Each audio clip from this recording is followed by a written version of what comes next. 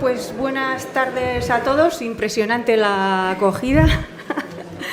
Y gracias por acudir a la conferencia Tambores de Guerra, una visión desde la Unión Europea, que se enmarca en el ciclo de conferencias organizadas por el Museo San Telmo, denominada Desafíos, y que hoy se lleva a cabo de forma conjunta con la revista Galde.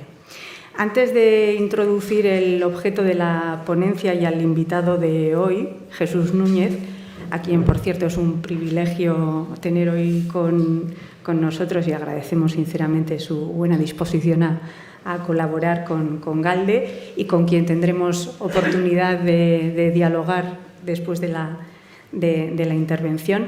Permítanme unas palabras sobre la organización. Galde es una revista de pensamiento crítico que se edita en Euskadi desde el año 2015. Es una revista trimestral con vocación de servir a la reflexión y al debate, que incluye materiales teóricos y más ajustados a la actualidad a través de entrevistas, de columnas, de artículos de opinión. Y también suele incluir un dossier monográfico de temas de rabiosa actualidad. Al final creo que se va a pasar una carpeta para quien esté interesado en tener conocimiento de las futuras actividades que se van organizando, con lo cual cuando vean pasar una carpeta es a esos efectos. ¿Va a ser ahora? Vale, pues entonces me dicen que va a ser ahora. Yo iba a hacer una breve contextualización, pero creo que octubre 2024 la actualidad habla por sí misma, con todo lo que tenemos encima de la mesa, entre Ucrania, la Franja de Gaza, etcétera. Y como buen conocedor de la realidad internacional y en concreto de esos dos conflictos, tenemos hoy con nosotros al experto en relaciones internacionales y seguridad internacional, construcción de la paz y prevención de conflictos violentos y del mundo árabe musulmán. Jesús Núñez es economista por la Universidad Autónoma de Madrid y militar retirado, como probablemente la mayoría de ustedes saben, y es codirector del Instituto de Estudios sobre Conflictos y Acción Humanitaria. También es consultor del Programa de Naciones Unidas para el Desarrollo en el ámbito de la construcción de la paz y la prevención de conflictos violentos. Buenas tardes, Jesús. Te cedo directamente la palabra y, por favor, ayúdanos a esclarecer un poco las claves de la terrible situación que tenemos en ciernes. Tuya es la palabra. Muchas gracias, Iciar. Muchas gracias por la invitación y por la oportunidad de estar nuevamente aquí en San Telmo. Siempre es un placer, aunque desgraciadamente me veo siendo portador de no muy buenas noticias cuando hablamos del escenario internacional tal como lo tenemos hoy en día, y creo que en lo que hoy pueda comentar vamos a seguir en esa misma línea de un escenario internacional muy complejo.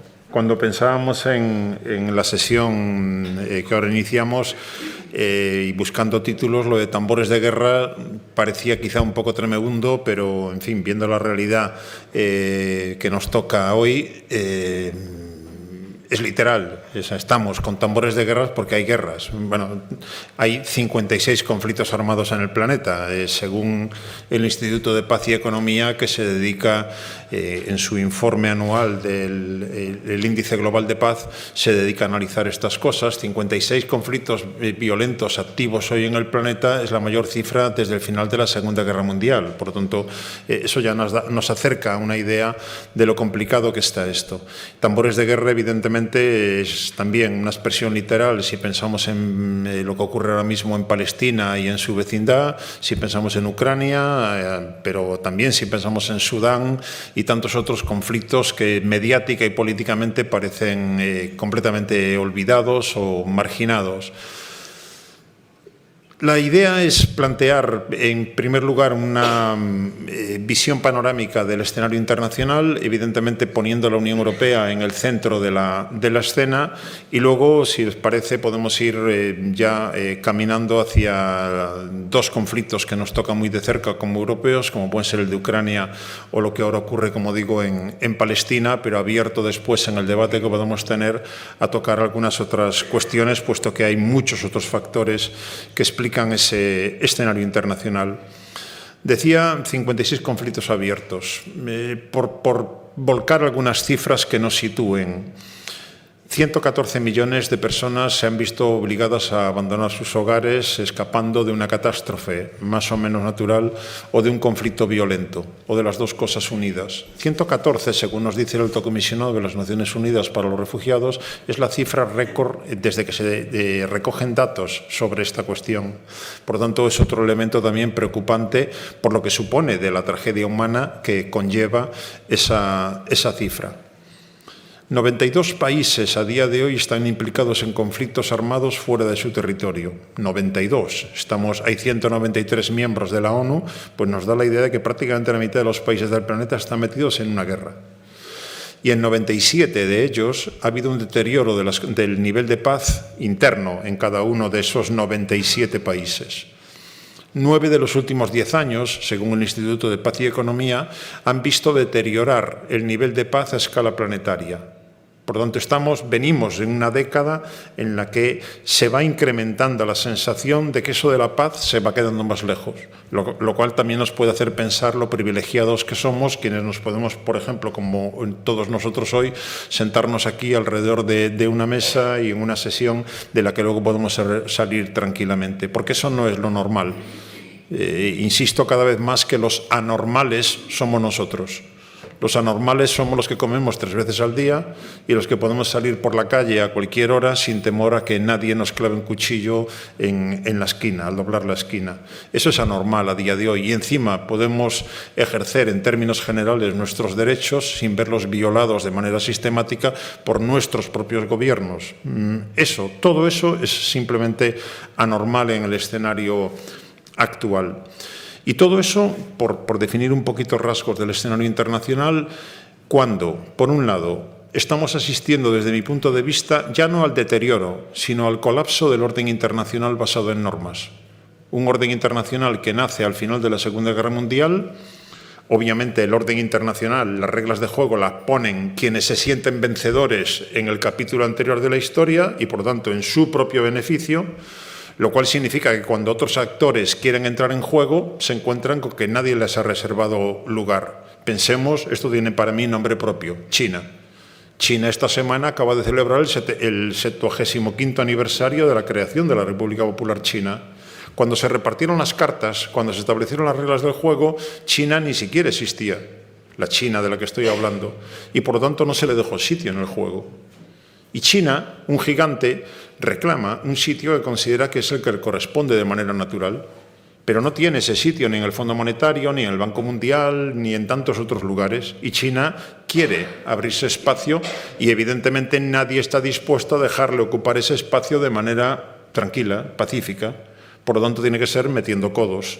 Y al meter codos molesta, sobre todo a quien ostenta el liderazgo mundial, que es Estados Unidos, que pretende obviamente mantener esa posición hegemónica todo el tiempo que sea posible. Eso ya nos define un primer rasgo, la confrontación en la que ya estamos metidos entre China y Estados Unidos. El centro de gravedad de los asuntos mundiales hoy, el centro de gravedad del escenario internacional hoy, está fijado en el Indo-Pacífico, con un Estados Unidos que pretende mantener su posición hegemónica y con una China que aspira a colocarse como hegemón mundial. Y esa confrontación, evidentemente, genera tensiones. No estoy hablando de cuando digo confrontación, no pensemos en una guerra abierta entre ellos. Nunca hubo una guerra abierta entre la Unión Soviética y Estados Unidos, pero sí hubo una confrontación y por interposición hemos visto muchas guerras en las que detrás de los actores implicados directamente en el combate estaba Washington o estaba Moscú.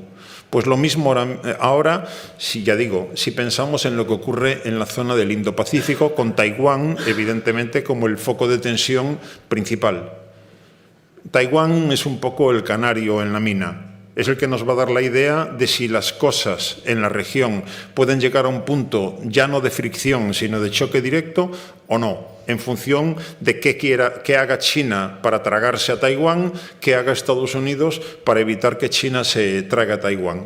Y eso nos va a generar, nos está generando ya, tensiones crecientes.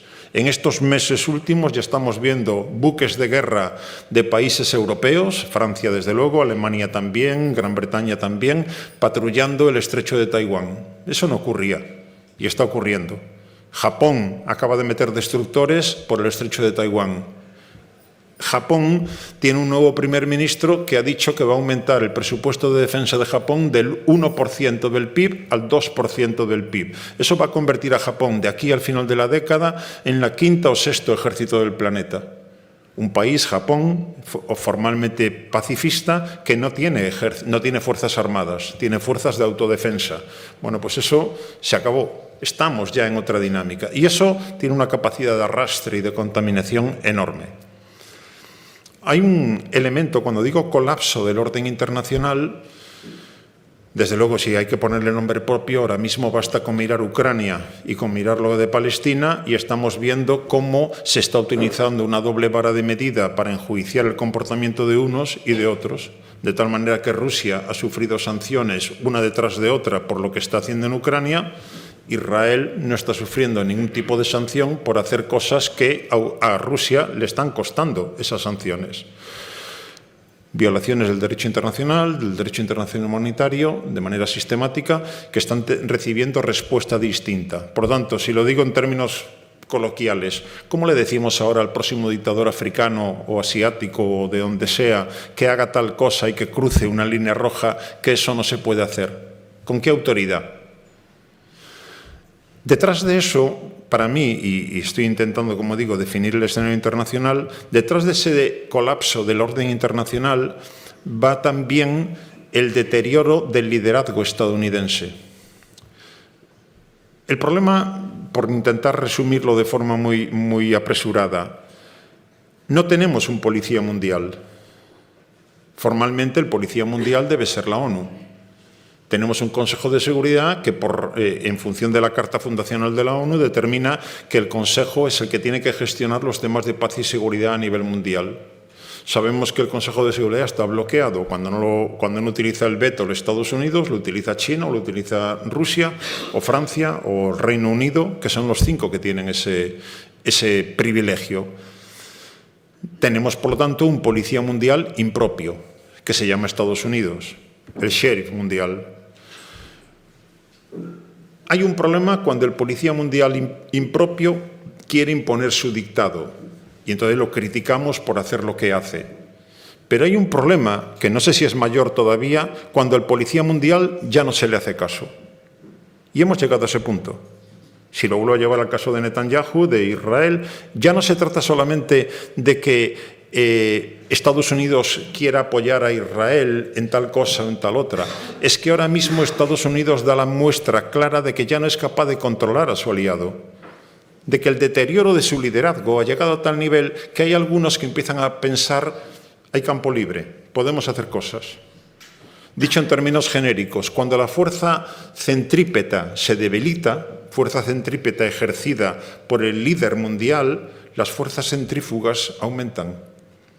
Y entonces Argelia quiere ser más que Marruecos y Marruecos más que Argelia. Y entonces Irán quiere salirse del statu quo y ser el líder de la región. Y entonces este otro ven que hay una oportunidad, en la medida que el sheriff, que el policía ya no es efectivo, hay margen de maniobra para ir más allá de lo que habitualmente se iba. En definitiva, más incertidumbre, en definitiva, más inestabilidad. Y estamos en ese contexto actualmente.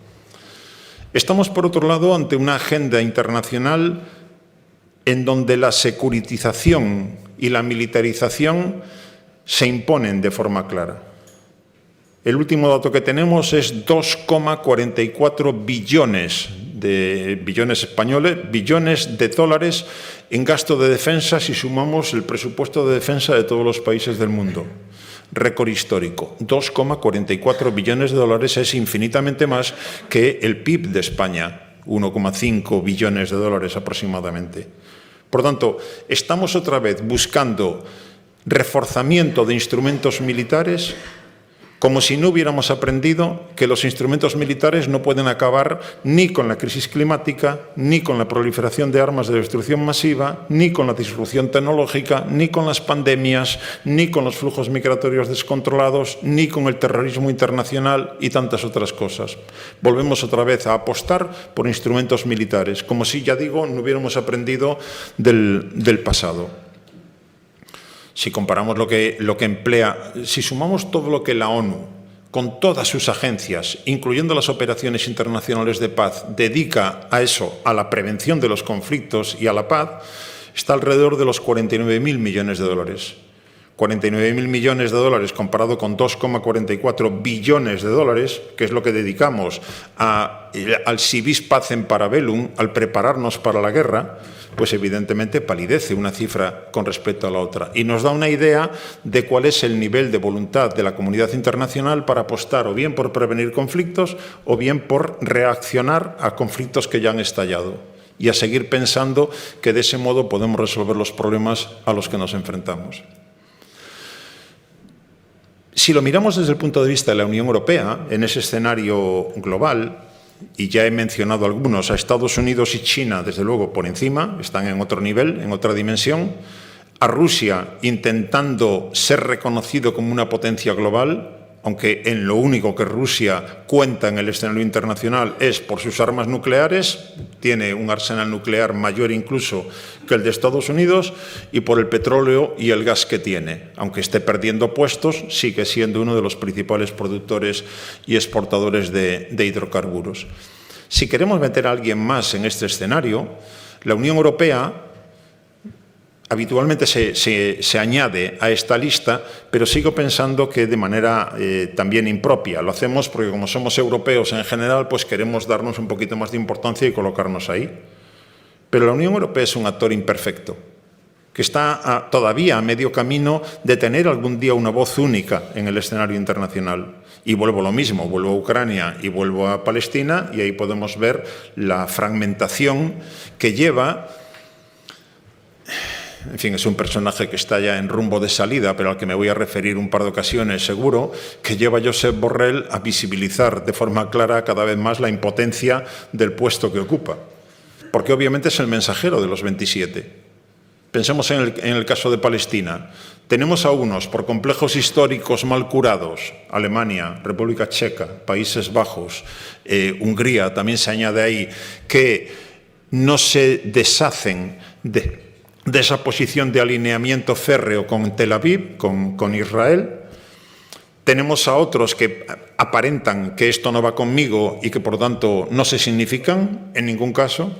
Y tenemos algunos gobiernos que han intentado añadir algo más a lo que ya había, sin pasar en ningún caso, incluyendo al gobierno español, de la política de gestos.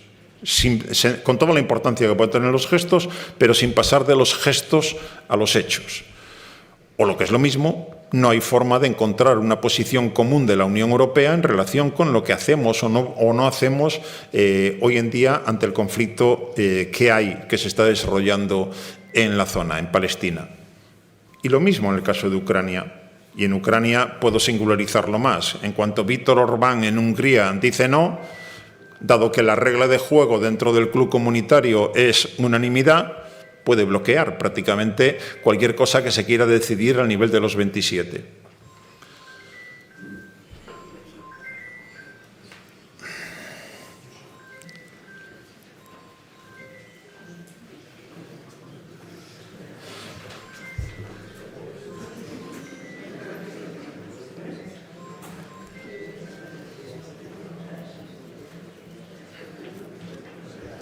Mencionaba hace un minuto a Borrell y vuelvo a hacerlo para establecer el diagnóstico, porque creo que ahí podemos pensar en si lo hace mejor o peor a partir del diagnóstico, pero creo que el diagnóstico es irrebatible. La Unión Europea ahora mismo se encuentra como el club más privilegiado del planeta en términos de bienestar y en términos de seguridad. Si nos quedamos en eso, salimos magníficamente en la foto. Si seguimos un poquito más allá, podemos ver que nuestro bienestar depende energéticamente de Rusia. en términos industriales y de manufacturas, de China. Y para colmo, en términos de seguridad, de Estados Unidos. Es decir, nuestro bienestar y nuestra seguridad están fundamentados en la voluntad de actores externos. No está en nuestras manos, por lo tanto, ni energéticamente, ni en términos industriales, ni en términos de seguridad. Pues evidentemente eso coarta mucho nuestro margen de maniobra. Y eso es lo que nos tiene camino de la irrelevancia. No estoy diciendo con esto que la Unión Europea no esté sumando, no esté llenando, no esté metiendo líquido en la botella. El problema es que el ritmo al que estamos metiendo líquido en la botella, es decir, acercándonos a que la Unión Europea sea una unión política, con todas sus consecuencias, es tan lento que los acontecimientos nos adelantan. Y que por este camino, si no hay un cambio drástico, y cambio drástico ahora, en un momento, no es fácil ser optimista mirando al futuro, vamos a tener la Comisión Europea más a la derecha de toda la historia de la Unión Europea y vamos a tener el Parlamento Europeo más a la derecha de toda la historia del Parlamento Europeo. Suponer que en esas condiciones lo que va a salir es voluntad europeísta, cuando los grupos euroescépticos y en muchos casos abiertamente antieuropeístas han cobrado peso dentro de las instituciones comunitarias, creo que es soñar despierto. Ha habido un cambio en la estrategia de estos grupos. En un primer momento, y da igual si hablamos de reagrupación nacional en Francia o de Alternativa para Alemania o de Vox o de tantos otros, en un primer momento era destruir la Unión Europea desde fuera. En lo que han cambiado su estrategia es desde dentro, es decir, hacerla a su imagen y semejanza entrando dentro de las instituciones. Y están recogiendo más votos y, por lo tanto, tienen más peso a la hora de tomar decisiones. Luego, se nos plantea un futuro inmediato más complicado para poder conseguir superar esa fragmentación interna que estaba comentando, que tiene nombres. Si lo llevo al terreno de la seguridad, puesto que estoy hablando de conflictos también, hay que recordar siempre que en la Unión Europea tenemos al menos 3 subgrupos. Tenemos a los europeístas, que apuestan por la autonomía estratégica y la Europa de la defensa, es decir, dotémonos de nuestros propios medios para defender nuestros propios intereses sin tener que depender de Estados Unidos. Eso no quiere decir ir en contra de Estados Unidos. Quiere decir que habrá momentos en los que nuestros intereses y los estadounidenses sean los mismos, pues vamos juntos, pero habrá otros momentos que no. Pero si no tenemos medios para hacer oír nuestra voz, pues evidentemente tendremos que, una vez más, agachar la cabeza y hacer seguidismo de lo que Washington nos diga. Y eso, en Ucrania, lo tenemos muy claro, haciendo seguidismo de lo que Washington nos dice. ¿Por qué? Pues porque no tenemos medios para defendernos a nosotros mismos, para defender nuestros propios intereses. Luego, desde esa perspectiva, estamos mal equipados, no tenemos la capacidad propia. Luego, por otro lado, tenemos a los atlantistas. Los atlantistas son los que dicen, ya tenemos a la OTAN, ¿para qué queremos montar una Europa de la defensa? Y ahí se juntan además posiciones de todo tipo, antimilitaristas, si queremos plantearlo en términos negativos, pacifistas en términos positivos, como si pudiésemos pensar que nos basta con la palabra y con nuestra buena voluntad y con nuestros valores y con nuestros principios para convencer a los que van en dirección contraria. Yo sigo entendiendo, y lo planteo abiertamente, la necesidad de un instrumento de último recurso cuando me falla el resto del instrumental para defender mis propios intereses. Y eso se llama capacidad de defensa. Y mientras no la tengamos o descansemos en que Estados Unidos ya nos saca las castañas del fuego, pues tendremos que asumir nuestra subordinación y nuestra incapacidad para defendernos por nosotros mismos, frente a quien sea, frente a quien atente a nuestros intereses o a nuestros valores o a nuestros principios. Lo podemos poner en cualquiera de esos planos. Para complicarlo un poquito más, también tenemos a los llamados neutrales. Austria es neutral, Irlanda es neutral. Y, por lo tanto, desde ese punto de vista, se entiende de inmediato la dificultad enorme para unir en una misma dirección a europeístas, atlantistas y neutrales. Y así nos va. Es decir, mientras tanto, los acontecimientos nos pasan por encima y no tenemos capacidad, no tenemos capacidad porque no tenemos voluntad, para dotarnos, insisto, de nuestros propios medios para defender nuestros propios intereses, porque ese es el planteamiento básico en el que me sitúo. Y todo eso en relación con, si queremos llevarlo por ese camino, en relación no solo con lo que pasa en Ucrania y en Palestina, pero me centro un poco más en esos dos casos porque creo que ejemplifican bien en dónde nos podemos situar como europeos. El conflicto de Ucrania cuestiona el orden de seguridad europeo. El orden de seguridad continental queda afectado, contaminado, aunque hoy en día la guerra, en términos fácticos, esté geográficamente limitada a un escenario muy concreto, que es Ucrania y la frontera común entre Ucrania y Rusia, es obvio que está afectando de manera clara y cuestionando el orden de seguridad continental. Y de momento no hemos conseguido dar respuesta a ese reto, a ese desafío, y desde mi punto de vista seguimos haciendo una política seguidista de lo que Estados Unidos está marcando hasta ahora. Me comentaba, si lo personifico un poco más, curso de la Menéndez Pelayo este verano, Santander, Borrell dirige allí un curso desde hace muchos años sobre temas europeos y ahí debatíamos sobre el tema de Ucrania. Y en un momento determinado, como lo dijo públicamente, lo recojo, ¿cómo salimos de esta? O sea, su obsesión ahora mismo era, vaya lío en el que nos hemos metido, ¿y ahora cómo salimos de aquí? Y nos hemos metido en ese lío, como digo, desde mi punto de vista, con seguidismo, como resultado del seguidismo y de la dependencia que tenemos con Estados Unidos. Y ahora no sabemos muy bien qué hacer a futuro.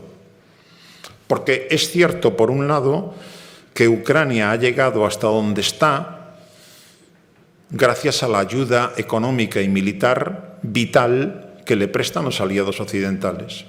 Este fin de semana se va a escenificar otra vez en Ramstein, en Alemania, una reunión del llamado Grupo de Ramstein, alrededor de unos 40 y pico aliados occidentales, con Estados Unidos a la cabeza, en apoyo de Ucrania. Me tiene extrañado que la reunión va a contar con la presencia de Joe Biden. Es la primera vez que el Grupo de Ramstein, insisto, los que ponen dinero y los que ponen armas en manos de Ucrania, se reúne a nivel de jefes de Estado de Gobierno. ¿A qué viene Biden este sábado próximo a Ramstein? ¿Le viene a decir adiós a Zelensky? ¿Viene a darnos una noticia gorda que nos va a sorprender el próximo fin de semana de que vamos a apostar mucho más por Ucrania? Me choca. Porque el mensaje que estamos transmitiendo, tanto europeos, occidentales, como Estados Unidos, es Zelensky, hasta aquí. Esto ya nada más de sí. Es decir, militarmente hemos llegado hasta donde podíamos, no hay forma de darle vuelta a la situación sobre el terreno, una guerra de desgaste en la que ya estamos metidos hace que el tiempo corra a favor de Rusia, tiene mayoría abrumadora, mayoría demográfica, mayoría industrial, mayoría económica, puede, gracias a esa superioridad demográfica, y lo está haciendo, no soy crudo al decirlo, pero es que es la realidad, Putin puede seguir mandando carne al matadero todo el tiempo que quiera. Ucrania no puede seguir mandando carne al matadero al frente de batalla todo el tiempo que quiera. Ahora mismo Ucrania, con toda la gente que ha salido de allí, no tiene más allá de 37 millones de personas. Tenía 46 o 47. Rusia tiene 140 millones y puede seguir enviando. Ahora mismo Putin acaba de aprobar un decreto para pasar las Fuerzas Armadas hasta 1.500.000 soldados. Eso significa 150.000 más de los que tenía. Y lo que haga falta. Porque se ha comprobado claramente que las sanciones no han llevado a Rusia al punto de decir no puedo aguantar, está sorteando las sanciones. Veía esta mañana estadísticas del comercio que hay ahora mismo entre los países occidentales y Kirguistán y Kazajstán. Hace 2 días no sabíamos ni dónde estaban en el mapa. Y ahora mismo, o sea, cuando uno ve la estadística y la estadística se mueve así, de repente hace así. Le estamos enviando desde neveras a coches, a lo que haga falta a ese país. ¿Para dónde van todos esos productos? Obviamente para Rusia. Es decir, Rusia ha conseguido sortear las sanciones utilizando a India y a China como principales clientes en petróleo y en gas, y en bienes manufacturados occidentales y en tecnología occidental la está metiendo a través de los TANES, a través de algunos socios y aliados que tiene en el Asia Central. Por tanto, la economía rusa no va a colapsar por las sanciones internacionales. Luego, desde ese punto de vista, como digo, el paso del tiempo le da ventajas a Rusia. Ahora mismo en el campo de batalla, Rusia mantiene la iniciativa estratégica. Es Ucrania quien está a la defensiva. Estamos viendo, quizá ha llamado la atención, si han seguido estos temas durante este verano, la incursión ucraniana en una región rusa, en Kursk. Ha conseguido entrar en Kursk. A día de hoy, 3 meses después ya de esa incursión, mantiene alrededor de unos 1000 kilómetros cuadrados de territorio ruso. Y se nos dice, no, es que lo está haciendo para con eso poder mañana en una mesa de negociaciones intercambiar territorio con Rusia. Rusia es el país más grande del planeta. Tiene 17 millones de kilómetros cuadrados. 17 millones de kilómetros cuadrados. ¿Qué son 1000 kilómetros cuadrados para Rusia? Nada. Rusia tiene 110.000 kilómetros cuadrados de territorio ucraniano en sus manos, 110.000 kilómetros cuadrados. ¿Qué cambiamos? ¿110.000 por 1000?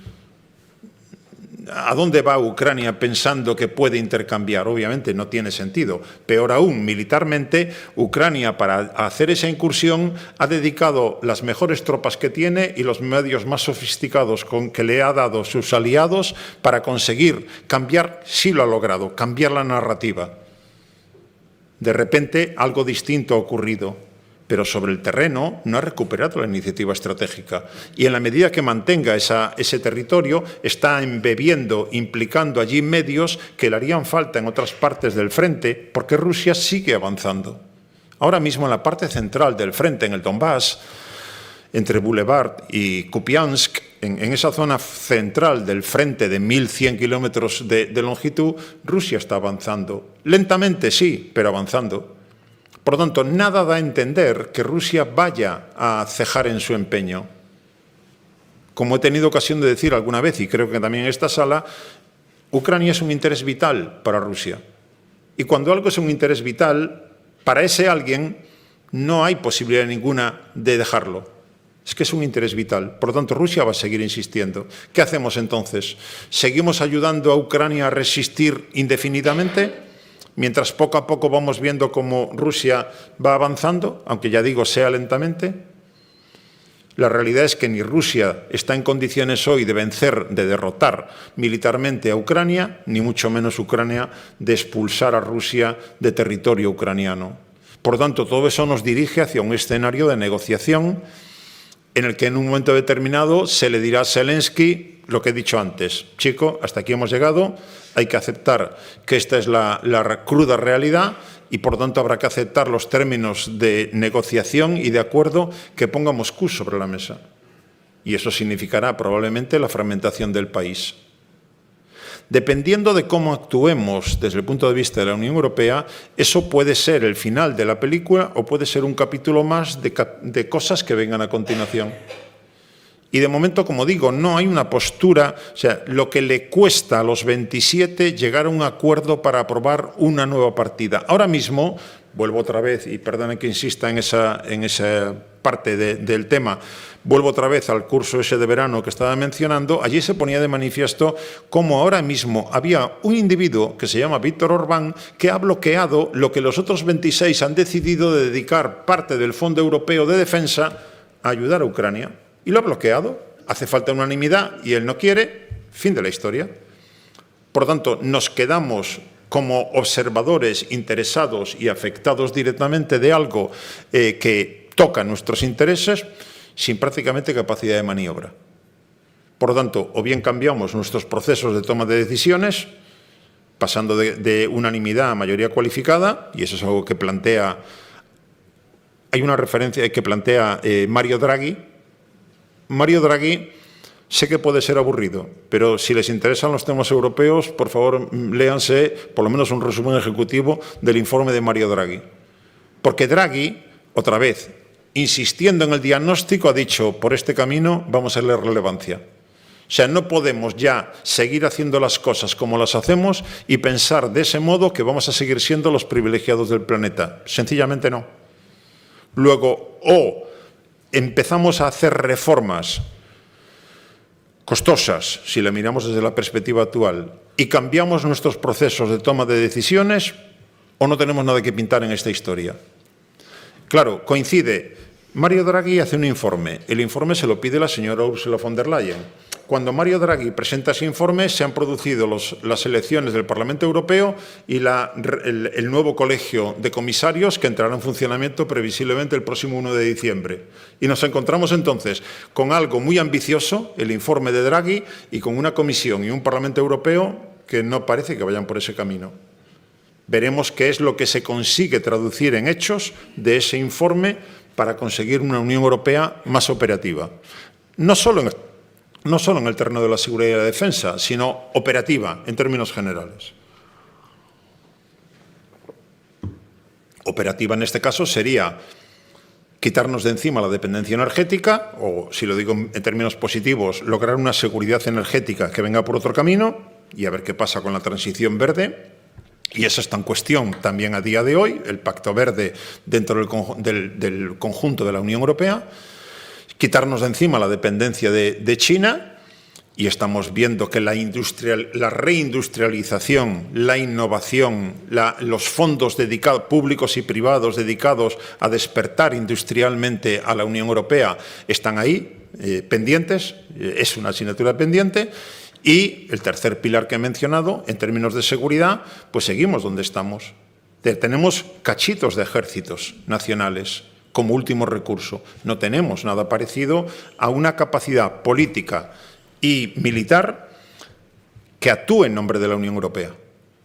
Luego, desde ese punto de vista, si no salimos de ahí, y eso es lo que plantea Draghi, a fin de cuentas,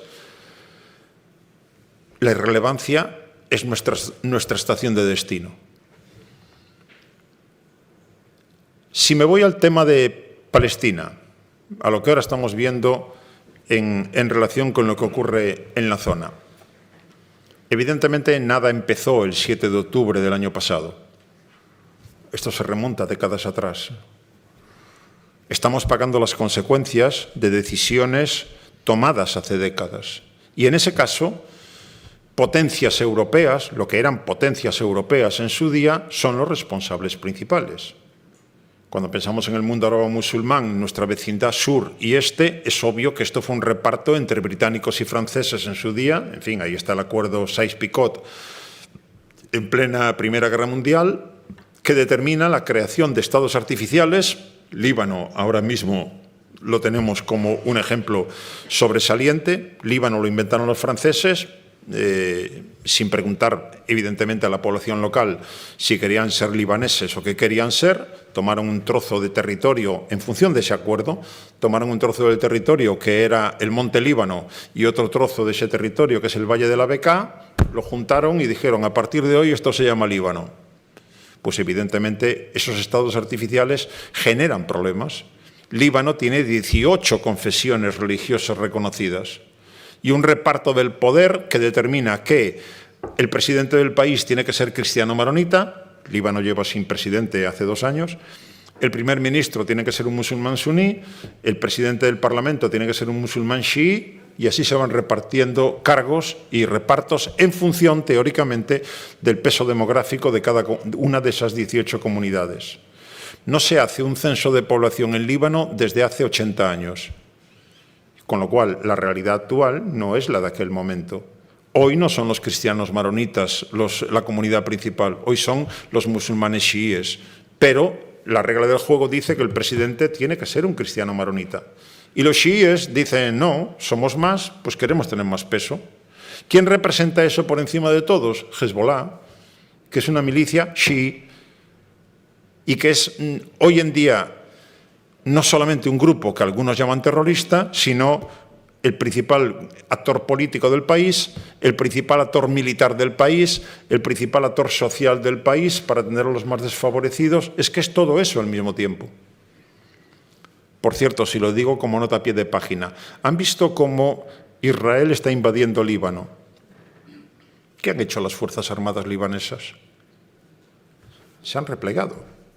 O sea, un ejército extranjero entra en tu territorio y tú, con tus Fuerzas Armadas que están en la frontera, las repliegas 5 kilómetros para dejarles que entren. Si en un caso como ese, invasión, violación del derecho internacional, actúan así las Fuerzas Armadas, ¿para qué queremos Fuerzas Armadas en Líbano? ¿Para qué quieren los libaneses Fuerzas Armadas en Líbano? Luego, en ese tipo de circunstancias es en las que nos movemos en la región, insisto, como efecto derivado de decisiones tomadas por europeos. Decisiones tomadas por europeos como la que dio nacimiento al propio Israel en 1948, después del plan de partición de octubre del año 47. En función de eso nos encontramos ahora mismo con que, en el caso de Israel, poniéndolo en el centro de la escena, tenemos, desde mi punto de vista, dos factores que explican de manera muy clara en qué dinámica estamos. Por un lado, el gobierno más extremista de la historia de Israel, no nos fijemos solamente en Benjamín Netanyahu, fijémonos en Ben-Gvir y en Smotrich, uno ministro de Finanzas y el otro ministro de Seguridad Nacional, extremistas que viven en un asentamiento, obviamente ilegal desde el punto de vista de la ley internacional, que entienden en su visión iluminada que están ante la ocasión histórica para acabar la tarea que se han encomendado a sí mismos. El dominio total del territorio que hay entre el río Jordán y el mar Mediterráneo, es decir, la Palestina histórica. Es decir, esto es un Estado para los judíos y quien no sea judío aquí no tiene sitio. Digo a veces en ese sentido, intentando si se quiere provocar alguna reacción, que se discute mucho de que si esto es un genocidio o no es un genocidio. En fin, para eso está la Corte Internacional de Justicia y nadie, creo, tenemos más criterio ni más conocimiento del asunto que la Corte Internacional de Justicia, el más alto tribunal que tiene la comunidad internacional precisamente para estos temas. Dejemos que decida. Yo digo, mientras tanto, esto podemos calificarlo de no genocidio. Lo que quieren personajes como Smotrich, como Ben-Gvir o como Benjamín Netanyahu no es matar a todos los palestinos. Digo a veces, insisto, por intentar dibujar esa imagen. Si los palestinos deciden mañana marcharse de Palestina e irse a, yo qué sé, a Australia, no va a ir Netanyahu y los suyos a matarlos a Australia. Lo que quieren es el territorio. Por lo tanto, no es tanto el afán genocida de eliminar a un pueblo, sino el afán iluminado de que esta tierra me corresponde porque me la dio mi Dios y aquí solamente hay sitio para los que son como yo. Y voy a crear las condiciones que hagan insoportable a los que no sean como yo para que decidan finalmente marcharse de ahí.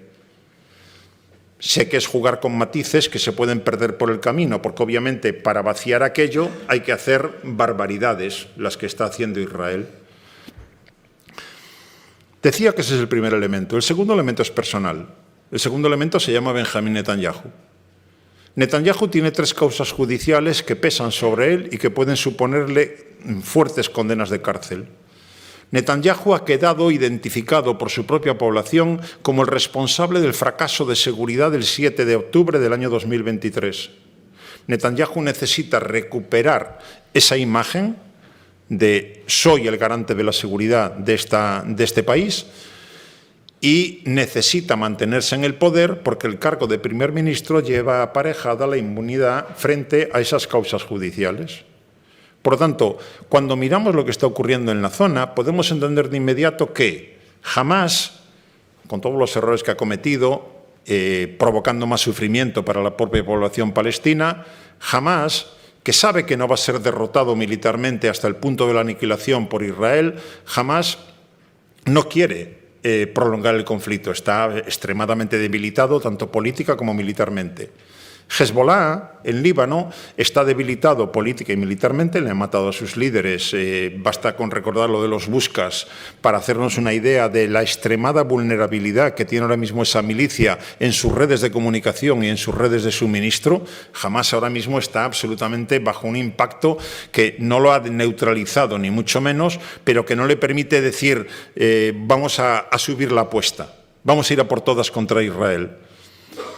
Irán, y estoy simplemente haciendo una lista apresurada de quiénes están implicados en el conflicto y quiénes pueden tener intención de prolongar la guerra, Irán ha dado sobradas muestras de que no quiere una confrontación directa con Israel. Miremos lo que ocurrió la semana pasada. Irán lanza 180 misiles balísticos contra Israel. Hay que ver lo que ha hecho. Cuando lo analizas mínimamente, sale. Primero, avisaron con antelación de que iban a atacar. Gila, vigente de por vida, no para quienes recuerden todavía quién era Gila. En segundo lugar, en abril, Irán atacó con 300 drones, cohetes y misiles. Ahora ha atacado con 180. No es más que lo que hizo en abril. Y lo que hizo en abril quedó claro que era, venga, para dejarlo aquí. O sea, no subamos la apuesta, por mí así ya vale. Vale, de acuerdo que estos eran misiles balísticos que viajan a mucha más velocidad y tienen más posibilidad de penetrar los sistemas de defensa antiaéreo israelí, y han penetrado más de los que Israel reconoce, pero desde luego no supone una amenaza existencial para Israel lo que ha sucedido. Simultáneamente, el mensaje que envía Irán es casi como si jugáramos en el patio del colegio de pequeños. Mira, por mí, esta bofetada que te he dado vale por el asesinato de Janilla, por el asesinato de Nasrallah, por el asesinato de los 2 generales que me has matado de los Pasdarán en Líbano. Mira, por mí vale. O sea, yo con esto ya quedo saldado. No es que te diga que aún me queden asignaturas pendientes. Por lo tanto, estoy diciendo, si es por mí, aquí lo dejamos.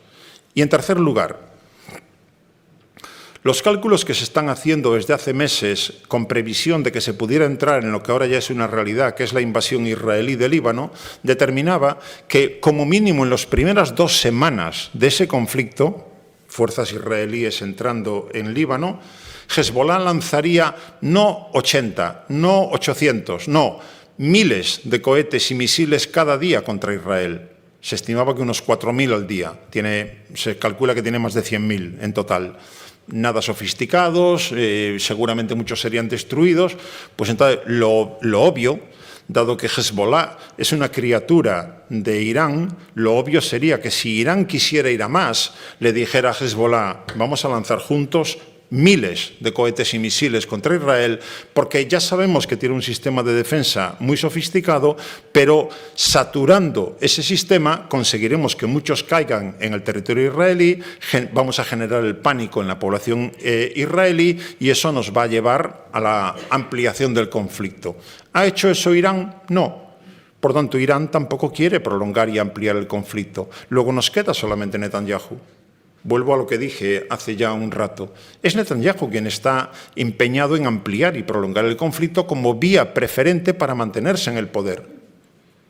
Y en lo que estamos, por lo tanto, no es en que Israel esté respondiendo, se utiliza continuamente, y en la parte que me toca con frecuencia compartir tiempo en los medios de comunicación, intento decirle a mis interlocutores, dejemos de decir que va a responder a.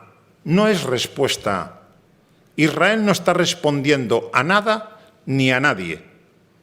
Israel está dando pasos, y este de Líbano es uno más, pasos en un plan diseñado por el gobierno israelí para redibujar el mapa de la región. Un nuevo orden regional. Un nuevo orden a su gusto, evidentemente. Un nuevo orden que determine finalmente que Gaza desaparece, que Cisjordania se anexiona completamente. En términos formales ya ha ocurrido. En términos formales, y si quieren nos metemos en esos detalles, pero no quisiera ahora desviar la atención, Cisjordania está dividida en zonas A, B y C. Las zonas A son aquellas en las que la autoridad palestina tiene una serie de competencias que le ha cedido Israel. Las zonas B tiene competencias menos la de seguridad que la comparte con Israel. Y la zona C es responsabilidad completa de Israel. Pues bien, la zona A y B, que teóricamente, solo teóricamente, está bajo la autoridad palestina, no llega al 24% del territorio de Cisjordania. Quiere decir que el 76% restante está en manos de Israel. Lo que ha hecho Israel ahora mismo, durante este verano, es transferir la gestión de esa zona de la administración militar, como territorio ocupado que era desde 1967, a la administración civil, es decir, anexión. Anexión, no ocupación. Esto es Israel, no un territorio ocupado. En eso estamos ya. Añadido a eso, Líbano. Líbano, con el mismo argumento que utilizó en 1982, es una operación limitada, puntual. La operación limitada puntual de las Fuerzas Armadas israelíes en 1982 desembocaron en una ocupación que duró hasta el año 2000. Puntual, limitada, hasta el año 2000. Pues ahora, con el mismo argumento y el derecho a la legítima defensa por parte de Israel, se permite violar un territorio soberano entrando en fuerza con sus tropas. Por cierto, no parece que le estén yendo muy bien las cosas. ¿Han visto alguna imagen de tropas israelíes entrando en la ciudad no sé qué? No. Está habiendo choques en la frontera. Por lo tanto, Hezbollah está debilitada, pero no neutralizada. Hezbollah lleva años preparándose para esta guerra y conoce bien el terreno. Y hay cientos y cientos de túneles por los que se mueven, ya digo, conociendo el terreno. Por lo tanto, de momento no está siendo un paseo militar. Lo digo porque se le puede venir abajo el castillo de naipes en el que Israel está metido si piensa que lo del Líbano, limpiar la zona sur del Líbano para alejar cualquier problema, cualquier amenaza sobre su frontera y sobre su propio territorio, como paso previo a un choque directo con Irán, como digo, se le puede venir abajo, porque lo del Líbano no está saliendo muy bien. Incluso puede volver atrás. ¿Han visto esta semana que está habiendo operaciones de castigo en la parte norte de la Franja de Gaza? Pero no habíamos quedado ya, el propio Israel lo ha dicho, que ha desmantelado 23 de los 24 batallones de Hamás en la franja. Si has desmantelado a 23 de 24 batallones, ¿por qué tienes que volver a invadir, bombardear, reocupar, si ya habías terminado la tarea? ¿O es que no la has terminado? ¿O es que Hamás sigue estando operativo? Obviamente Hamás a día de hoy operativo quiere decir guerra de guerrillas. No puede aspirar a una confrontación frontal con las Fuerzas Armadas israelíes. Pero todo esto dentro de un castillo de naipes que tiene a Irán en el horizonte. Cuando Israel piensa en amenazas serias a su seguridad, jamás es una piedra en el zapato. Hezbollah es una patada en el vientre. Amenaza de seguridad es Irán. Irán son palabras mayores. Y por lo tanto, ahora en lo que estamos es, en definitiva, y voy terminando, estamos en una situación en la que todo está en manos de Netanyahu. Porque, por un lado, no podemos esperar, obviamente, la ONU está fuera de juego, la Corte Internacional de Justicia está fuera de juego, la Corte Penal Internacional está en fuera de juego. No solamente en fuera de juego, sino que Netanyahu se permite subir a la tribuna de la Asamblea de la ONU y decir que la ONU es una organización antisemita y que la Corte Internacional de Justicia es una organización antisemita. El victimismo como bandera para dejar claro que el que no está conmigo está contra mí. Al señor Guterres lo acaban de declarar persona non grata, no puede entrar en Israel. Al secretario general de la ONU, la organización que creó Israel.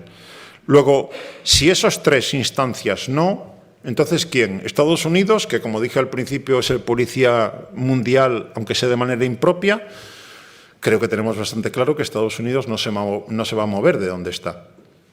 Es que lo pongo con un ejemplo, es decir, Netanyahu va a la ONU, dice lo que dice, en el ámbito de la paz y la seguridad, dice estamos ganando y por goleada, y según sale del púlpito de hablar, se va de vuelta a casa con 8.700 millones de dólares en el bolsillo.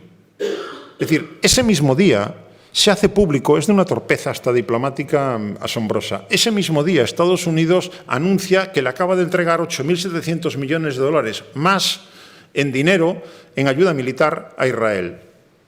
Entonces, ¿a quién creo? ¿A Biden, que se lamenta de lo que está pasando en la zona, o al Biden que le suministra ayuda militar? Es que a día de hoy, desde octubre del año pasado, Estados Unidos ha entregado casi 50.000 millones de dólares a Israel. O lo que es lo mismo, el esfuerzo bélico que está realizando Israel ahora mismo le está saliendo gratis. Lo está pagando el contribuyente estadounidense. y luego otros detrás. En fin, que venga el señor Macron ahora mismo a decir hay que dejar de venderle armas a Israel, sería cómico si no fuera tan trágico. Es la misma Francia que el año pasado duplicó la venta de armas, no la venta, porque es también importación, el comercio de armas con Israel. Y ese mismo presidente francés viene ahora a decir, no, pues hay que dejar de venderle armas a Israel. ¿De dónde ha salido? O sea, ¿de qué irrealidad ha llegado para decir ese tipo de cosas? Luego, como digo, desde ese punto de vista, estamos en las manos de Netanyahu porque decía Estados Unidos no, entonces vuelvo a lo de antes. ¿La Unión Europea? ¿Vamos la Unión Europea a hacer algo? Miren, Borrell, y lo cito otra vez, por ser quien es, ha convocado el Consejo de Asociación Israel-Unión Europea. Tenemos desde el año 95 un acuerdo de asociación Unión Europea con Israel. El acuerdo de asociación para todos los ámbitos de relación. En el capítulo 2 del acuerdo se dice que la violación sistemática de los derechos humanos puede ser utilizada para bloquear las relaciones. Lo que hace el alto representante de la Unión Europea para la política exterior es, por fin, consigue que los 27 le dejen convocar el Consejo. Convoca el Consejo. El ministro de Exteriores israelí dice, vale, ya iré. La Unión Europea no consigue fijar una fecha para esa reunión. No consigue poner fecha, no porque el ministro de Exteriores desprecia a la Unión Europea, que también, sino porque dentro de los 27 está habiendo esfuerzos declarados para esperar a que Borrell el día 1 de diciembre se marche a su casa, no se ha convocado y el siguiente, en este caso la siguiente comisaria con ese mismo cargo, se olvide del tema. Es decir, si ni siquiera la Unión Europea es capaz de llamar a un ministro de Exteriores con un acuerdo firmado para leerle un poco la cartilla, ¿qué podemos esperar de la Unión Europea? Más allá de declaraciones, de lamentos, de condenas discursivas que no van acompañadas de hechos. Creo que esa es la realidad pura, cruda. Es decir, la Unión Europea... Tel Aviv sabe que de la Unión Europea no tiene que esperar nada que afecte a sus intereses, porque ya hay miembros de esa Unión Europea encargados de bloquear aquello que pueda afectar a los israelíes. Y obviamente Alemania, el primero de la lista, sin ningún género de... Pero no solamente Alemania, detrás de Alemania se esconden otros muy habitualmente, porque ya Berlín dice lo que dice, no hace falta que otros se manifiesten. Me podía quedar la esperanza de los gobiernos árabes. Gobiernos árabes que a día de hoy son 22 países árabes. 22 países árabes. Después de lo que ha llovido desde el 7 de octubre del año pasado, solo un país, Jordania, uno solo, se ha atrevido, fíjense qué exageración, se ha atrevido a retirar su embajador de Tel Aviv. Uno. Los otros países árabes que tienen relaciones con Israel mantienen a sus embajadores. Por tanto, ni siquiera eso, que es un gesto, solo es un gesto, ni siquiera eso se ha producido. Si eso no, ¿qué podemos esperar? ¿Que los que tienen relaciones rompan relaciones con Israel? Es salirnos otra vez de la realidad. Por lo tanto, no hay ningún mecanismo, ningún actor que pueda identificar con capacidad y con voluntad para hacerle ver a Israel, o mejor dicho, al gobierno de Netanyahu, que hay líneas rojas que no se pueden cruzar sin consecuencias. No lo hay. Luego, desde ese punto de vista, no nos puede extrañar que Netanyahu siga adelante. Nadie le ha planteado que hay una línea roja que no se puede cruzar. Luego, lo normal es pensar que tenemos que quedarnos a la espera de cuando él decida, primero, cómo actúa, cómo va a ser el próximo ataque contra Irán y lo que venga después. Porque entiende que el semáforo está en verde y que nadie le va a cortar, en ningún caso, ese camino. Y todo eso nos deja a la Unión Europea en esa impotencia estructural. Como digo, con un actor en formación, a medio hacer, que todavía no ha alcanzado el nivel suficiente para por un lado, dotarse de las capacidades necesarias para poder defender sus intereses con sus propios instrumentos y, por otro lado, sin voluntad política para, de momento, llenar ese vacío. No porque no tengamos potencialidades, tenemos sobradas potencialidades dentro de los 27, sino porque de momento nos están poniendo al servicio de una causa común, sino de las causas de varios países que tienen diferentes intereses y diferentes perfiles. En esas circunstancias, bueno, pues podemos esperar a que todo cambie y finalmente aceleremos el ritmo antes de quedarnos en la irrelevancia, o de que no, de que inevitablemente, ya digo, las circunstancias no parecen ayudar, sigamos por esa senda que nos lleve en un momento ya próximo, si se continúa por esa senda, que nos convierta en un actor de segundo nivel. Y a lo mejor vamos a vivir bien, pero sometidos a otros, en cualquier caso. En fin, si les parece, lo dejo aquí de momento, intentando haber hecho un reflejo genérico del escenario internacional con la Unión Europea como actor fundamental y utilizando solamente esos dos casos, pero evidentemente tendríamos muchos más a los que poder dedicar atención, empezando, como ya he dicho, por lo que ocurre en el Indo-Pacífico y esa China y ese Estados Unidos, que son los que están marcando la agenda por encima de todos los demás. Lo dejo aquí de momento. Gracias.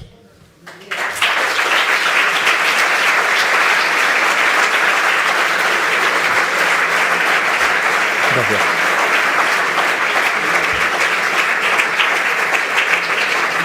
Gracias. Bueno, pues tambores de guerra, una visión desde la Unión Europea, y yo me he quedado, por resumirlo mucho, con no hay actores con capacidad de frenar a Israel, y en la guerra de desgaste Rusia se mantiene en su posición. Preguntas. Ahí hay una.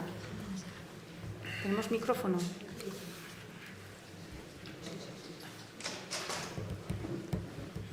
Una ahí, después una aquí. Aquí. La señora de blanco. Muchas gracias por la presentación. Yo quería comentar, al principio de la intervención usted ha dicho que Estados Unidos estaba un poco perdiendo su papel de árbitro internacional y por eso quizá el señor Netanyahu estaba aprovechando. ¿No será más bien que el señor Netanyahu está haciendo el trabajo sucio a Estados Unidos en esa zona, creando un nuevo orden, alineando a todos los países árabes sunitas que ya habían empezado a reconocer a Israel con los acuerdos de Abraham y todo aquello que pasó hace 2 o 3 años? Porque claramente Israel, esos miles de millones que está dando Estados Unidos a Israel no son a cambio de nada. Entonces, a mí me da la impresión más bien de que en este caso Israel está haciendo el trabajo sucio y, bueno, luego aparecerá Estados Unidos con su neocolonialismo, como queramos llamarlo, en la zona. No sé, quería simplemente plantearlo. Gracias. Hay una interrelación y una interdependencia clara entre ambos actores. Desde mi punto de vista, el problema que tiene Estados Unidos en esa relación es que crecientemente Israel, dado que tiene su propia agenda iluminada, supremacista, ya no hace caso como para que pudiéramos decir que yo te digo lo que tienes que hacer y tú lo haces fielmente. Lo cual no quita que en determinadas ocasiones me sirves como un actor interpuesto en la zona, pero entendamos que ahora mismo, desde mi punto de vista, y Biden lo dejó claro desde el primer día que apareció por Europa después de llegar a la Casa Blanca, lo que le interesa a Estados Unidos es China, China y China, porque está en juego su hegemonía mundial. Todo lo demás se convierte en teatros secundarios. Y aquí, en la región, ya estaba en marcha, efectivamente, con los acuerdos de Abraham, cuál era el camino. Y el camino era normalizar relaciones con varios gobiernos árabes, y lo estaban haciendo, y estábamos a punto de que Arabia Saudí también normalice relaciones con Israel. Por lo tanto, por esa parte parecía que le iba saliendo la película. ¿Quién rompe eso? Además de Hamás, además de cuando Hamás lanza los ataques el 7 de octubre, pues evidentemente Israel. Por lo tanto, no parece que esté, a mí no me parece que esté siguiendo la agenda que marca la Casa Blanca, sino su propia agenda, porque hay un componente. Yo creo que se nos escapa a veces, a mí se me escapa tengo la tendencia a analizarlo racionalmente, Y entonces le quito importancia a elementos no racionales. Es que estamos hablando de visiones iluminadas. Es que esta es mi tierra que me la dio mi Dios. Y luego pon los elementos económicos y los elementos que tú quieras. Pero es que esta tierra me pertenece porque me la dio mi Dios. Si tú entras en esa dinámica, lo que me diga Washington o lo que me diga Júpiter, me da igual. Tengo mi agenda y la voy a llevar a cabo. Yo entiendo, y es algo que llevo diciendo mucho tiempo porque este conflicto lleva durando muchos años, Estados Unidos ha aprendido a aguantar el dolor de cabeza que le provoca su principal aliado. De tal manera que siendo aliado le dice cosas y le ayuda a hacer cosas, pero ese aliado, como tiene su propia agenda, a veces le genera, como digo, dolores de cabeza. Pues aguántate y aprende a gestionar el dolor de cabeza y a salir del paso. O sea, yo no sé lo que le pagarán al mes al pobre portavoz del Consejo de Seguridad Nacional de Estados Unidos cada vez que un periodista le pregunta una cosa y no sabe por dónde ir porque evidentemente no puede, con argumentos racionales, no puede hacer frente a cosas que está tragando Estados Unidos. Luego yo sigo pensando que es eso, una agenda supremacista, que este gobierno es legítimo, lo han elegido los israelíes. Lo digo en el sentido de que no pensemos que esto es Netanyahu, Ben-Gvir y Smotrich que están iluminados. No, esto es el resultado. Me interrumpo a mí mismo. Ahora mismo, desde que ha comenzado la invasión del Líbano, la popularidad de Netanyahu ha aumentado exponencialmente. De tal forma que es fácil para mí prever que en cuanto haya un respiro en el escenario bélico, ahora mismo en la zona, Netanyahu disuelve la legislatura y convoca elecciones anticipadas para traducir en votos el incremento de popularidad que está teniendo, lo cual significa mantenerse en el poder, lo cual significa quedar al margen de la acción de la justicia. Es que de momento la jugada le está saliendo, con dolor por el medio, con tragedia humana por el medio, pero para sus cálculos le vale. ¿Está eso en la agenda de Estados Unidos? Creo que no. Pues que se arregle Estados Unidos como pueda, pero yo voy a seguir adelante. Creo. Y ya digo, eso no me plantea las cosas en términos de o es lo que yo digo o es lo que dices tú. Hay una mezcla bien evidente, pero yo creo que hoy por hoy el visible deterioro del liderazgo estadounidense, y en este caso de forma todavía más clara que en otros, determina que el policía mundial ya no es capaz de imponer su dictado a sus aliados, ni tampoco a sus enemigos.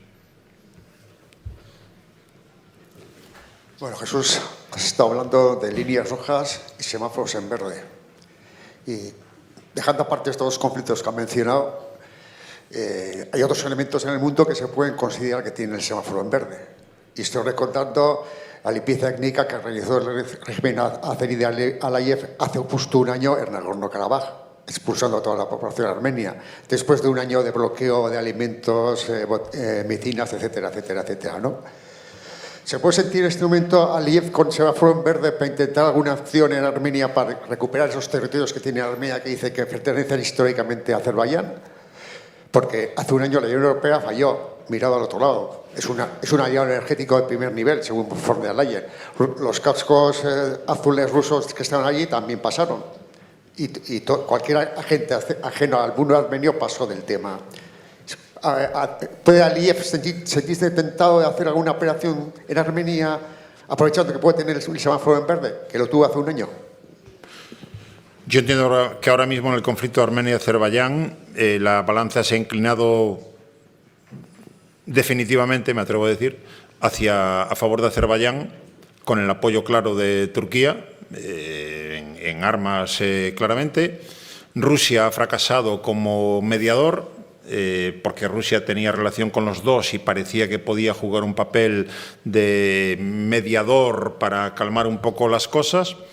En función de que Azerbaiyán ha conseguido una ventaja militar notable, la ha materializado ya sobre el terreno para conseguir eliminar la existencia prácticamente de Nagorno-Karabaj, y para lo que nos queda pendiente es si va a ir más allá y va a hacer desaparecer parte de lo que hoy conocemos como Armenia o se va a quedar ahí.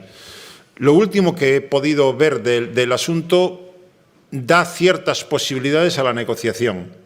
de que, por lo tanto, lo que queda pendiente no se resuelve por vía militar, sino por negociación para llegar a algún tipo de acuerdo entre ambos gobiernos. Pero, evidentemente, viendo los antecedentes, eso se puede ir a la papelera de inmediato y que se acabe imponiendo, dado que ahora tengo ventaja, dado que los grandes están concentrados en otra cosa, es el momento de aprovechar para rematar y que, por lo tanto, eso no cabe descartarlo.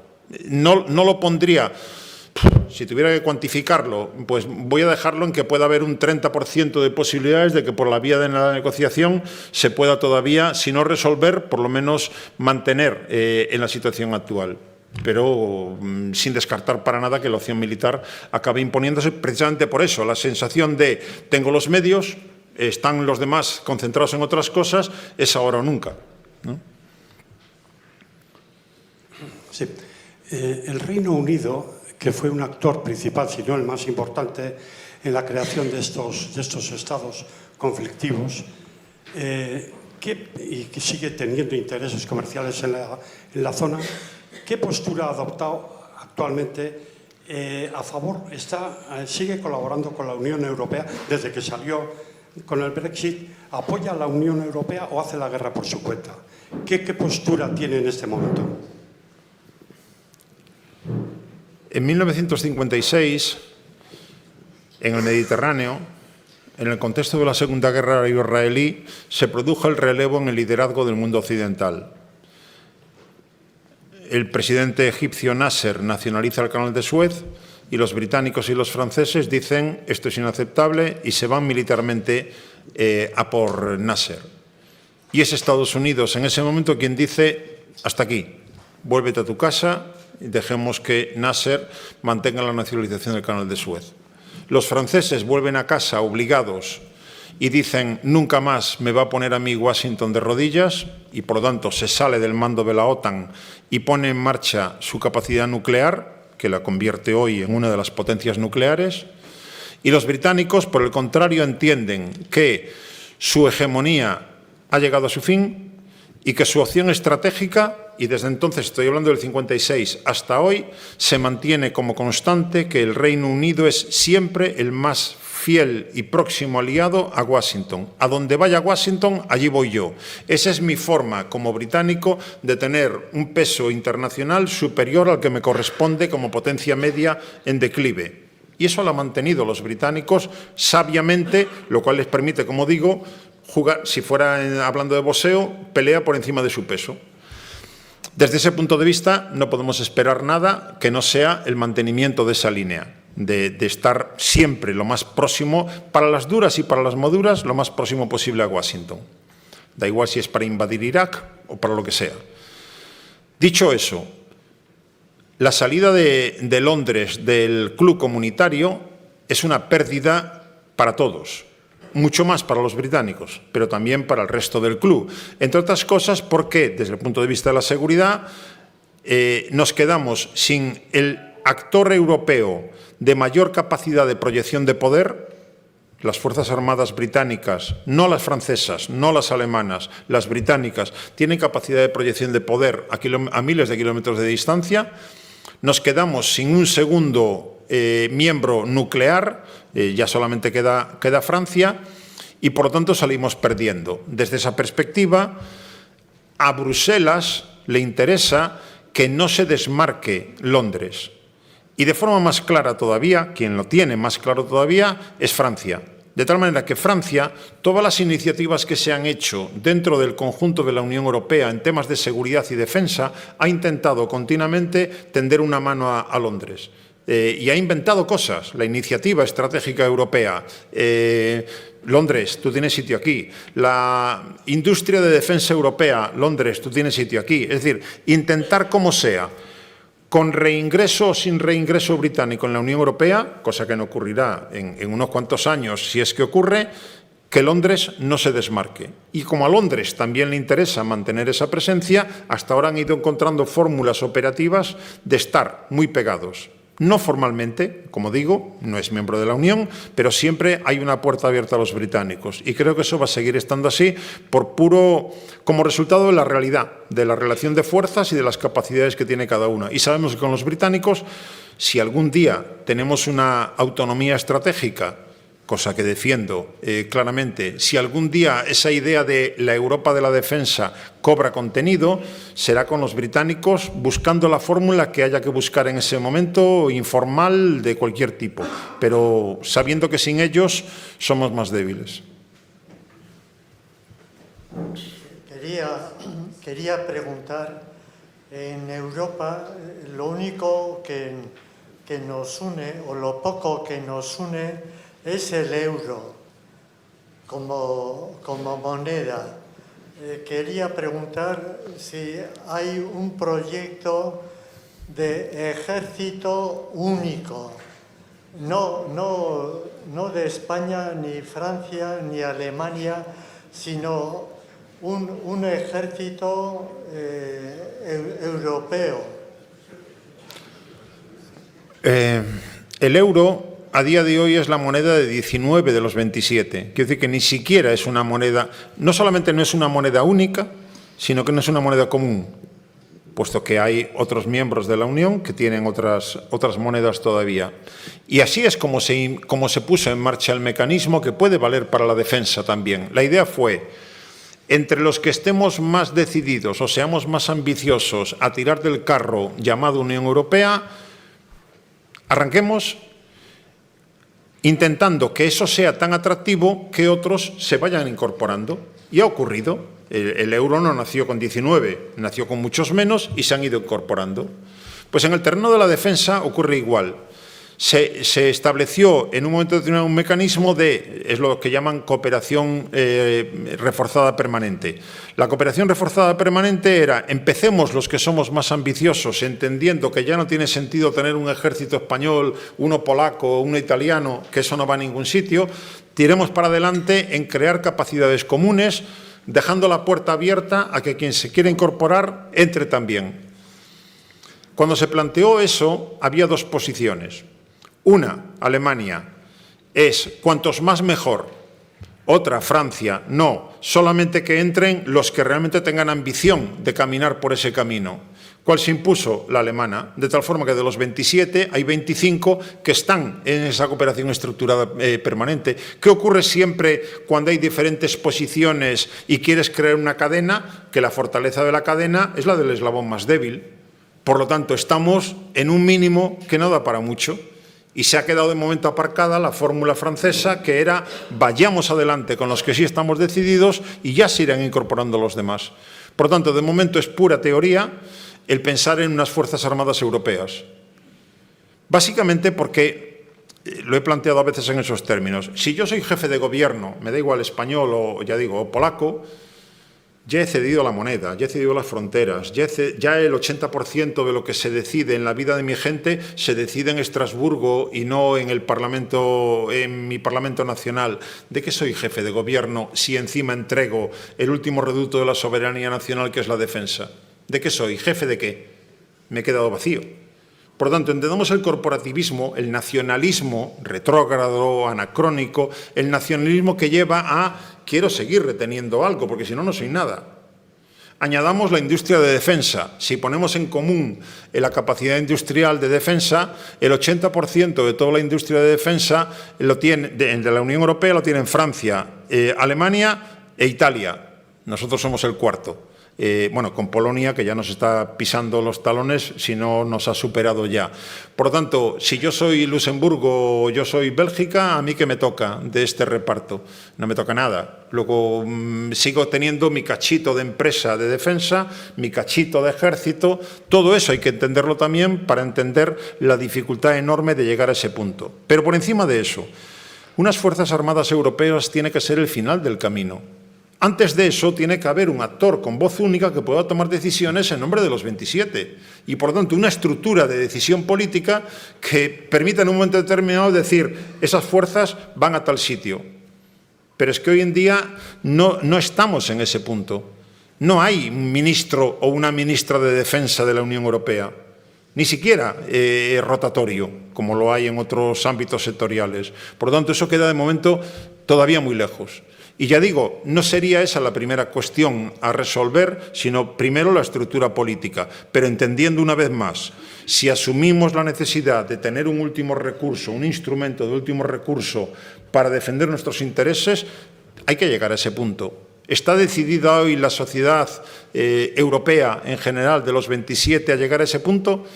¿Vemos algún gobernante o algún candidato a las elecciones de su país que venga diciendo pues tenemos que tener unas Fuerzas Armadas europeas? No, no se está jugando con eso. Porque se está vendiendo un mensaje equivocado, desde mi punto de vista, y termino. Se está diciendo hay que gastar más en defensa. ¿Hay que gastar más en defensa? No, hay que gastar mejor en defensa. Es decir, en vez de poner dinero en ejércitos nacionales y en industrias nacionales, ponerlo en una industria y unas Fuerzas Armadas de la Unión Europea. Con lo cual, gastando lo mismo que ya se está gastando en defensa, y menos también, tendríamos unos instrumentos para defender los intereses comunes. Pero no estamos en ese punto. Insisto, no estamos en ese punto. Y mientras tanto, estamos en una agenda militarista en la que todos los gobiernos, el español, o sea, estamos ya en un nivel de incremento del gasto de defensa en España que se justifica por Putin, se justifica por Trump, básicamente se justifica por lo de Ucrania, bueno, eso es Putin una vez más, y por lo tanto parecería que ahora mismo la forma de salir adelante es gastando más en defensa a escala nacional. Es ridículo desde mi punto de vista, pero es en lo que estamos. Yo le quería preguntar, en este nuevo orden mundial, no sé qué parece que viene, ¿qué diferencia habría si ganaría en Estados Unidos Kamala Harris o ganaría Donald Trump? Gracias. En política exterior, bueno, no, inevitablemente tengo que hablar también de política interior. O sea, si gana Trump, salen perdiendo primero los estadounidenses. Tened en cuenta, hay un índice, el índice global de confianza Edelman, si alguien quiere consultarlo. En los datos del año 2023 define a los 6 países más polarizados del planeta. El primero de todos es Argentina. Inmediatamente detrás está Sudáfrica, Suecia, Colombia, Estados Unidos y España. De los 6 países más polarizados del planeta. Trump es un alimentador de polarización. Por lo tanto, con Trump en la presidencia, lo que ya algunos barruntan de una posible guerra civil estadounidense, pues no digo que sea automáticamente que se vaya a producir, pero va camino de la violencia política en el propio Estados Unidos. Por lo tanto, sería muy, muy preocupante. Saldrían perdiendo, obviamente, los palestinos, sin ninguna duda, los ucranianos, sin ninguna duda, los europeos, sin ninguna duda. Trump claramente ha marcado con desprecio a los europeos durante su primera presidencia, pone en cuestión el vínculo transatlántico. Si vuelvo a lo que dije antes, vínculo transatlántico significa que queramos o no queramos, nos parezca bien o nos parezca mal, nuestra seguridad como europeos descansa en la cobertura que nos da Estados Unidos.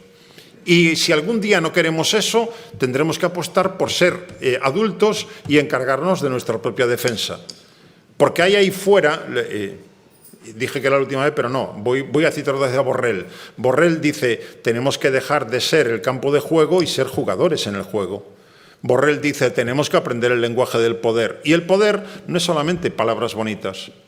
El poder, en última instancia, descansa en capacidades militares. En el mundo real que vivimos, ya me gustaría vivir en otro, en el que tuviera más valor la poesía que los carros de combate. Pero es que el poder se ejerce con instrumentos y uno de ellos, no digo el único, no digo el principal, es el instrumento militar. Por lo tanto, desde ese punto de vista, podemos entender que Trump sí se desvincula de la garantía de seguridad a los europeos, nos deja desnudos. Porque no tenemos todavía, como ya he insistido, medios propios para defender nuestros intereses. Luego, con Trump, los europeos salimos perdiendo todavía. Contentos, Netanyahu, Putin, Kim Jong-un incluso, porque se aman, lo han puesto en las cartas que se aman locamente, pues evidentemente habrá ganadores y perdedores. ¿Significa eso que si viene Harris va a ser todo lo contrario? Evidentemente no.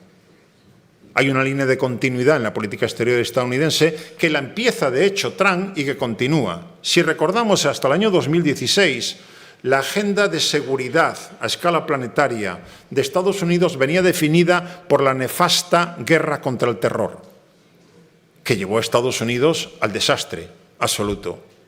Y lo que dice Donald Trump, no lo dice él, evidentemente, lo que dice la administración Trump en diciembre del año 2017, primera estrategia nacional de seguridad que publica la administración Trump, es: ya está bien de guerra contra el terror. Una superpotencia como Estados Unidos no puede estar como guía fundamental apuntando al terrorismo internacional. Volvemos a la competencia entre potencias globales, y eso se llama China. Y, por lo tanto, ya es Trump el que orienta, después de que la señora Hillary Clinton, cuando era secretaria de Estado, dijo lo de pivotar hacia el Asia-Pacífico, es decir, Estados Unidos dijo, al final de la década en la que ahora estamos, el 60% de su capacidad de combate naval la va a tener desplegada en el Asia-Pacífico. Y en eso estamos hoy. Por lo tanto, la cuestión es que para Estados Unidos, con Harris o con quien sea, China es el adversario y el rival estratégico porque cuestiona su hegemonía. Y eso lo va a mantener Harris exactamente igual. Pongamos todos los matices de más elegantemente o más burdamente, pero exactamente igual. La misma Harris no va a romper con Israel. No sé si saben que la señora Harris está casada con un judío. Todo el equipo de Biden son judíos, desde Blinken a todos los demás. El enviado especial de Estados Unidos para el tema de Oriente Próximo es judío. ¿Eso es un intermediario honesto? ¿Eso es un negociador equilibrado entre las partes? Tengo mis dudas. Por lo tanto, más allá de que su marido sea quien sea, la señora Harris, si llega a la presidencia, pues estará atada por los compromisos que tiene Estados Unidos y tampoco va a dejar a los israelíes tirados. Luego, ya digo, veríamos cuestiones de matiz. Es que no tengo que mirar al futuro. Es que me basta con mirar al pasado hace un momento. ¿Recuerdan a San Obama? San Obama iba a arreglar todos los conflictos del mundo, iba a apostar por los valores, iba a apostar por los principios. Con Obama, Estados Unidos ha cometido más ejecuciones extrajudiciales que ningún otro presidente en la historia de Estados Unidos. Obama tuvo la política migratoria que tuvo con respecto a lo que venía del sur. En fin, que si Obama no, lo de la señora Harris me deja en la duda también.